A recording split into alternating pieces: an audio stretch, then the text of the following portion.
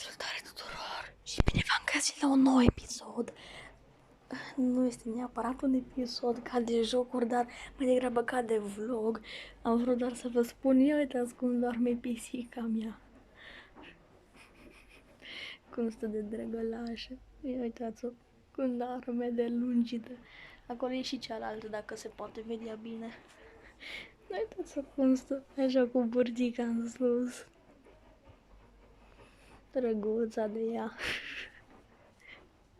Nu știu câți dintre voi au pisici, în afară de cei din familia mea, bineînțeles. Nu știu câți dintre voi aveți pisici, dar dacă aveți, nu cred că ați prins-o făcând așa ceva.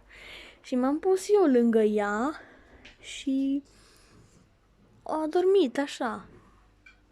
Și m-am dat jos din pat ușor să văd dacă se mișcă sau ceva, dar nu. Uitați cum a rămas.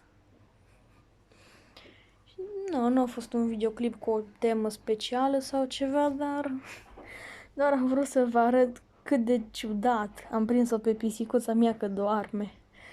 Dacă v-a plăcut acest mini vlog, nu uitați să dați un like, un share, un subscribe. Eu am fost Gamer2 și ne vom vedea la un episod pe care o să-l fac cu cu GTA 5. Da, cu GTA 5 o să-l fac. Deci, ne vedem data viitoare. Pa, pa!